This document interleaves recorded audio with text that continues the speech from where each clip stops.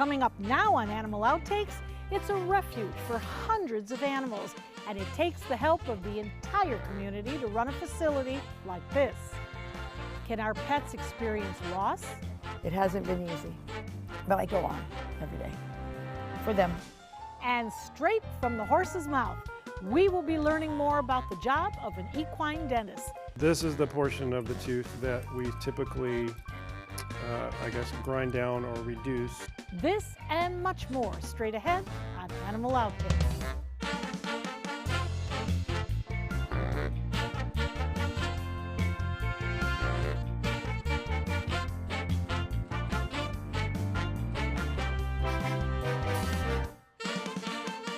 Hello and welcome to Animal Outtakes. I'm Marcia Panucci. Octagon Wildlife Sanctuary is located in Punta Gorda, Florida. This not-for-profit is run entirely by volunteers. It's a refuge for hundreds of neglected or abandoned animals whose survival depends on help from the community and those devoted volunteers.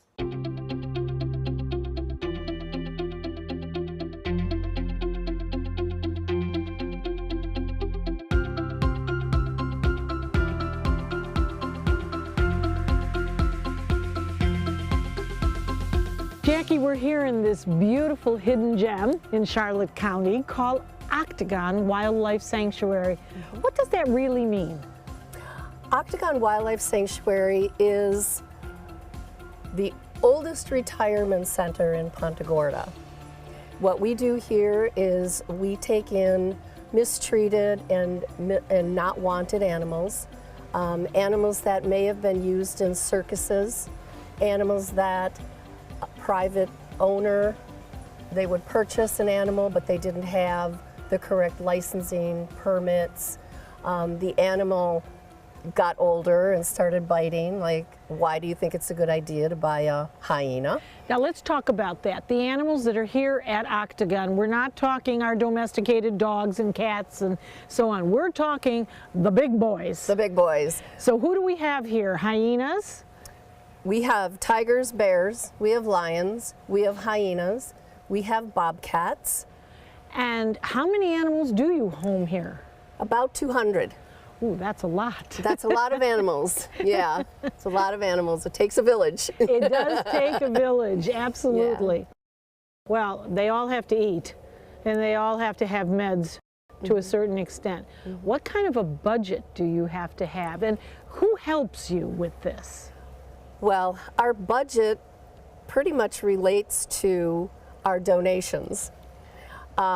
We go through probably 8,000 to 10,000 pounds of meat a week. We go through a couple hundred pounds of vegetables and fruits almost daily. These are, as you point out, wild animals. How do you get close? I don't think you just throw the food, do you? We do not. We have feed holes. An aggressive animal will be locked out. Right, you can see the door here in the middle of the enclosure. That's called a lockout. So we move the animals to one side of the enclosure, we close that door, and then it's safe for us to go into the enclosure. It's almost like when we get an animal, no matter what they've been through in their prior life, when they settle into this new environment, they trust us. I've always found that incredible because we've got bears that were beaten with pipes. We've got tigers that were used in circuses that were beaten because they didn't perform. So when we can create this bond, even though it's from a distance, they trust us, they know what we're doing, they know we're not going to hurt them. They get fed every day, so they're just in a better place. Now we must mention, of course, this is a sanctuary. Yes. And so once the animals come here, they will live out their days here. They will, yes, because all of the animals that we've taken in are either confiscations from people that didn't have the right permits, they didn't have any license, they were abusing the animal, they just couldn't care for the animal anymore because it got too big, it started to bite, those types of things. All of these animals have been born and raised in captivity. None of our animals have ever been in the wild. And some of these animals are even 15 to 20-year generation bred. So once they do come here, they could never be, we're not a rehab to release. We can't do that because they've never been out in the wild. So they need to be taken care of. And there is a common statement that is made, well, we could never let them out into the wild because, well, they just wouldn't exist. But there's more to that statement, isn't there? Definitely more to that statement. They would not survive because they've never had to forage for food. A lot of these animals are declawed, that they came that way to the sanctuary. A lot of them have had teeth taken out so they wouldn't bite, you know, things like that. So basically, they would not know how to survive. And where would we take a tiger and let a tiger loose in Charlotte County, or anywhere, or take it to, let's say, Siberia and let it loose? It would be prey. It would definitely be food for someone else higher on the food chain. Do you ever say no?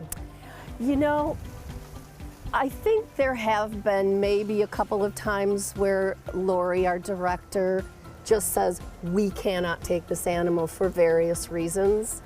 For instance, chimpanzees, they need a vet on call on property 24/7. And I mean, that's the law. We don't have a vet on property 24/7. So we would have to say no to a chimp. But pretty much everything else, if we have the room, we'll take it. Yeah. Where does Octagon get the food to feed all those animals? From the community, companies like Harry Chapin Food Bank and food distributor Cheney Brothers donate meat every week. Also, the sanctuary's local Winn-Dixie gives fruits, vegetables, and bread every day. As a pet owner, I've lost so many pets, and each time they take a little bit of my heart with them. But what if that role was reversed and a pet loses its caregiver? It begs the question, do pets grieve? The quiet moments with my bears is what keeps me going. It's been a year since Monica Weldy lost her husband, Johnny. He was a third-generation bear trainer. It was Monica and her husband who built Paradise Ranch in Mayaca City, Florida. It was not only their home, but the home of their other family members, 14 bears. It hasn't been easy, but I go on every day for them.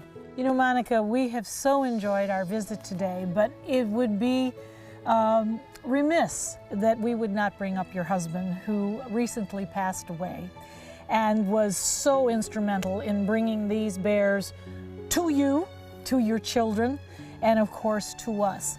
And so it does beg the question, do they miss Johnny? Do they grieve? We know they cry. What did you see after he passed? Morning.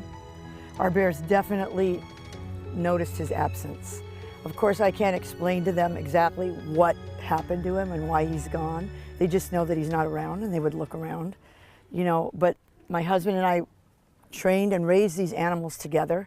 We built our relationship with them, and my son and my family wants to continue the legacy, the Weldy family legacy. We owe it to the family because they've had them for so many years and devoted their lives to them. My husband was the patriarch of our family. He loved animals.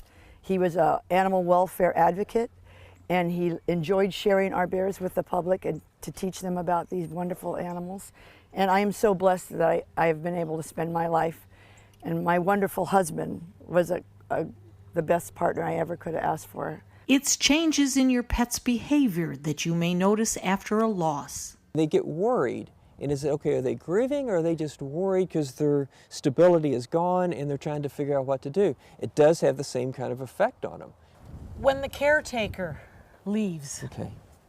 and you've got a grieving dog or a cat, because most of us have the domesticated small animals, what can we do to get them over this? Yeah, so if it's part of your family that's gone, then it's a little bit easier because the dog is, or the cat is already into that same household. And then sometimes I'll start out just trying to mimic what the other person did for them. Like if they're used to going for a walk, I try to keep that routine kind of the same. If it's the owner give up that's died and it's gone to a rescue facility, then sometimes it's more difficult because I try to figure out what they're used to doing and what they've been doing. For Monica, keeping the family routine is what helps them all cope with loss. We love our bears and we hope to continue it in his honor.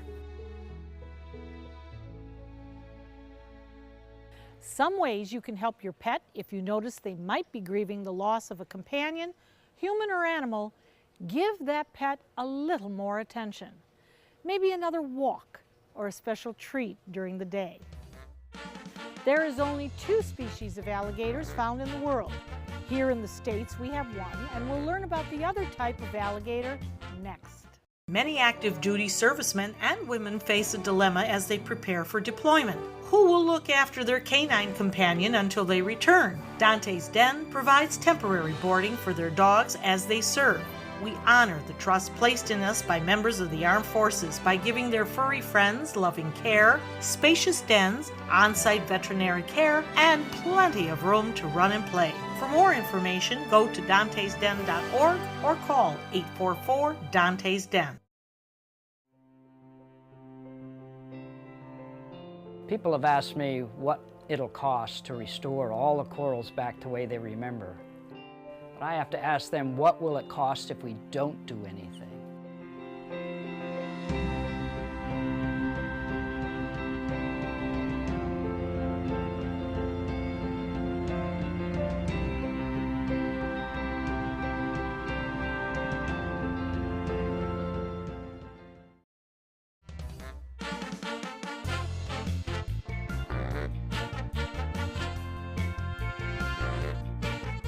So this is Mugu. This is Mugu, and Mugu is a Chinese alligator.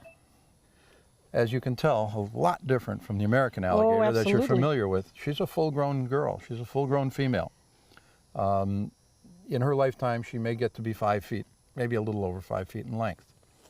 They are the most critically endangered of all crocodilians. There may be fewer than 50 of them left in the wild.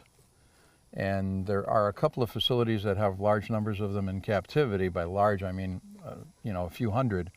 But unfortunately, most of those animals are too closely related to be breeding.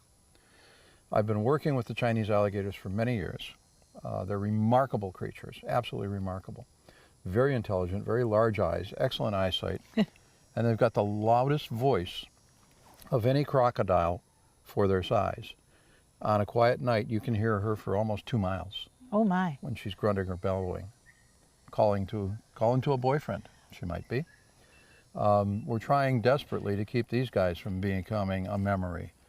And it's such a shame because so many of the things that caused their demise were the opposite of what they are. Right. The Chinese people were killing them because they would get into the rice paddies.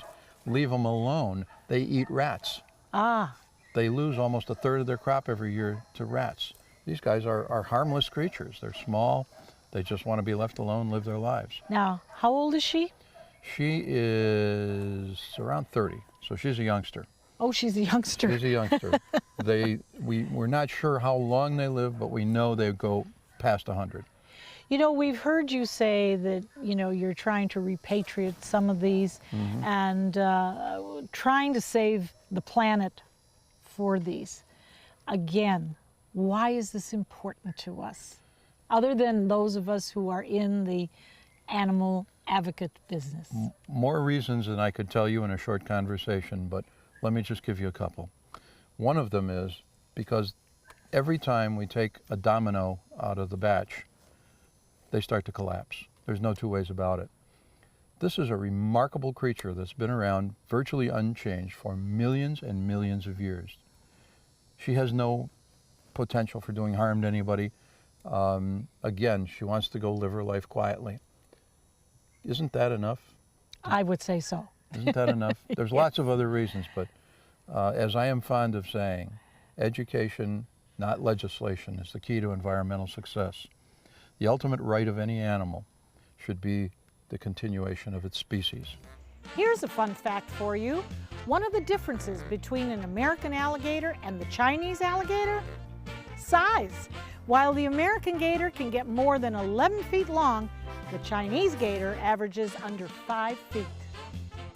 Next, we're heading to the dentist. Well, an equine dentist, that is. I'm Deshauna Barber. In 2016, I was proud to win the title of Miss USA. What makes me just as proud is my service in the U.S. military. In the service, a soldier gains skills and learns values like discipline and leadership. That makes them an asset to any business that hires them. If you're an employer, on behalf of Coalition to Salute America's Heroes, remember to hire smart and bet on a vet.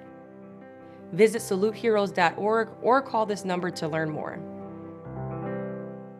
If you've been injured in an accident that wasn't your fault, and you're struggling to pay your bills while your case is dragging on, that's where Oasis Financial comes in. Only Oasis has Oasis Express Cash that can get you from $500 to $25,000 in as little as 24 hours, faster than anyone else. There's no risk and no out-of-pocket cost. It was so simple. I made one phone call. Oasis was able to give me the money within 24 hours. To pay for my electric bill, my rent, and my groceries for my children. And even if you end up losing your case, Oasis lets you keep the money, so there's absolutely no risk to you. You don't have to worry about repaying Oasis. If I had lost my case, then I wouldn't be responsible for paying the money back. And that was a blessing. Oasis, they killed it, man. They helped me out. They gave me my life back. See how much money you can get before your case settles. Call Oasis Financial, because life moves faster than your case. 1-800-874-8185. 1-800-874-8185. Just like you and me, a visit to the dentist on a regular basis is a must for a horse. Their teeth can get worn down from chewing, and any unevenness can sometimes lead to issues. Hi, I'm Dr. John Bivens, and I'm an equine veterinarian, and my practice is limited strictly to equine dentistry. I just do one thing, and that's maintain horses' teeth all day, every day, 5 days a week. That's normal. They're supposed to be that way. Horses need routine dental care. No matter really what they do, whether they're just pasture ornaments or whether they get ridden every day, they do need dental care because of the way their teeth wear. And so they need to see a dentist at least one time a year, mostly until they get older. Occasionally the older ones can be seen every 2 years, but mostly once a year.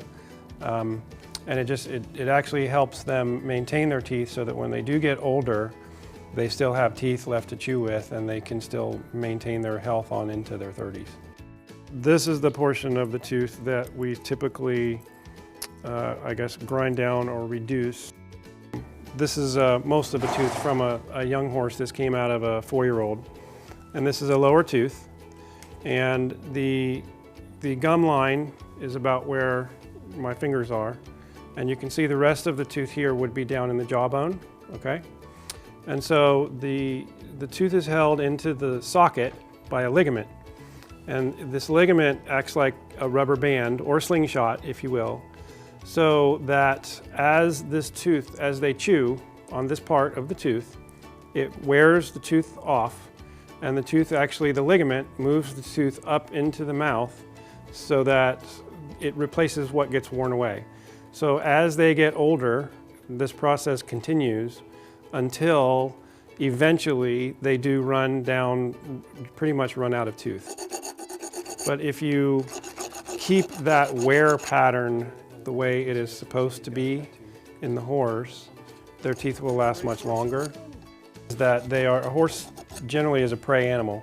And in the wild, if you're a prey animal and you show that something's wrong, you're the first one to get eaten.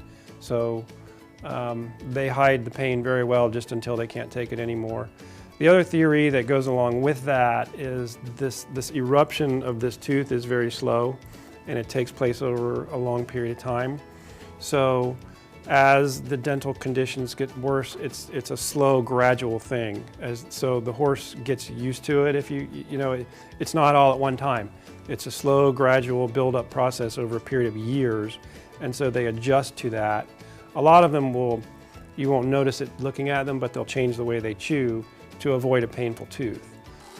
I identify areas of the teeth that are not getting appropriate wear, okay? And I wear them for him, basically, is in a nutshell what I do. And the other thing is that I wear the teeth in such a way that they are comfortable and not going to hurt him, cause him pain. You know, we keep the points from getting sharp so they don't cut their cheeks. We keep the long teeth from getting long, or from getting longer, I suppose. You know, we do have times when the teeth will crack or break or become infected. We have to take those teeth out. You know, but it's all about maintaining their teeth, because it maintains the health of the horse. You keep their teeth going, you keep their digestive system going. You know, it's just part of the whole package. Now, a horse isn't going to tell you when it's having a tooth issue. Instead, Dr. Bivens says you need to watch for warning signs of any problems, and regular visits by an equine dentist can help prevent any trouble. Stay with us. Ask the Vet is coming up next. This is an important message for anyone with Medicare. You may be eligible for an all-in-one Medicare plan that combines hospital, medical, and prescription drug coverage together with extra benefits that may include dental, vision, hearing aids, and much more. Some of these plans have a $0 monthly premium regardless of your income. That's right. For one low plan premium, or in some cases a $0 premium, you may be able to get coverage for your hospital visits, doctor appointments, prescription drugs, routine dental care, eyeglasses and contact lenses, hearing aids, and possibly more. Today may be the first time you've heard about this type of Medicare plan. The advisors at the Medicare.com helpline are licensed insurance agents who will explain more when you call. Call now to see if you qualify. Call the number on your screen now. Call now to see if you qualify for these benefits. You worked hard for your Medicare. Now is the time for your Medicare to work hard for you. Not affiliated with or acting on behalf of any government agency or program. At Boys and Girls Clubs, it's not just about trying new things. Tanya, come here. Learning the right steps. 2, 3, 4. Or making contact. It's not just about exploring the future. It's about helping them build it. It's about making the connection. It's about proving every kid and teen who enters our doors has what it takes. Great futures start here. Our nation's servicemen and women show great courage and leadership, both on and off the battlefield. When they transition to civilian life, they can apply the skills and values they learned in the military to the workplace. That's why the Coalition to Salute America's Heroes is urging employers everywhere to be smart, bet on a vet. Hiring a veteran is also a great way to show your appreciation for them. To learn more, call 1-888-44-SALUTE.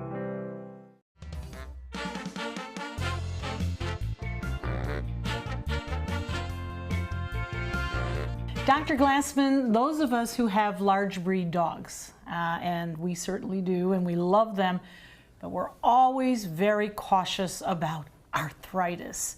Can you tell us, can we prevent it? Can we help it? Can we stave it off? Yeah, we can do a little of all of that. Large breed dogs, people are always familiar with hip dysplasia. We've all heard that. Hip dysplasia is a genetic predisposition to having malformation of the bones, the joints, the tendons, the joint capsule, whatever. It's probably multifactorial, but we know there is some inherited component for large breed dogs to have hips that will become malformed as they grow and then lead to arthritis as they get older. Now, when we talk of large breed dogs, I have giant schnauzers. They are prone. Certainly have Zeus, who is very prone. What are some of the other breeds that we should be conscious of? Pretty much most of them, Dobermans, Great Danes, pretty much any large breed dog can have it. Some are more predisposed than others. I don't know the statistics off the top of my head. But as far as helping to prevent it, one of the things you can do because you have a puppy now. Yes, I do. Okay, you don't want the puppy to eat at its maximum capability. In other words, we don't want them to grow 100% maximal rate, because that will actually enhance some of the deformities of the joints. So to feed a puppy, I usually recommend 3 times a day, And just a general guideline would be, don't let the puppy grow to the point or get fat enough where you can't easily feel the ribs. That's my general guideline I tell most everybody, is you should easily feel ribs. Now on breeds like Dobermans, Great Danes that have a very fine coat, you should almost see the ribs, especially kind of like when they turn sideways, you can get a hint, oh, there's the ribs. But like now you have a Shepherd and they're furry and you have to feel, so you want to be able to feel ribs. So don't let puppies get fat and grow so fast that it's absolutely maximal, that can actually induce some additional issues. Now Remy is, at this point, he is not yet 4 months old. He will be very shortly, but he's about 32 pounds, but very lanky, good, very lean. Good. And is he on the right track? Yeah, he looks good from what I've seen. Okay, yeah. Good. So now what do we do? Is there something, Dr. Glassman, that some supplement, something that we can start early that will get them all right, through? Before we get to that, but I do want to talk about supplements. Another thing to do for puppies, large breed growing puppies, don't exercise them like crazy. Actually, if you let them jump and pound, for hours a day on their joints, that will induce inflammation, which can enhance arthritis down the road. So certainly you've got to exercise and you got to play, but I don't want 3 or 5 hours a day running and jumping, and don't, try to keep it just modest exercise. You can actually do some damage to the joints. Then when they're older, some people do recommend giving them nutritional supplements like glucosamine chondroitin are some of the more common ones you hear and see and you can buy over the counter or through your veterinarian. Omega fatty acids I love, the fish oil extracts, they're natural anti-inflammatory. I don't know if there's any studies that ever have been done to show we can prevent it from developing, but once they certainly have early stages of it, we think maybe the supplements will help improve rebuilding new cartilage or decreasing inflammation. Oh, another one of some of the nutraceuticals. Nutraceuticals are food additives, whether they're foods or other chemicals. Avocado and soybean extracts are now in some of these products to help joints. A product called MSM. So there's supplements that you can give, certainly, and veterinarians carry a lot of these, or you can order them or get them over the counter. But so the idea is start when they're young, watch them, help them develop, and hopefully prevent some problems at the end. Yeah, I would agree with that. Okay. We hope you had fun and learned a thing or two along the way. We'll be back here again next week with even more animals and some wild adventures. Until then, thanks for watching.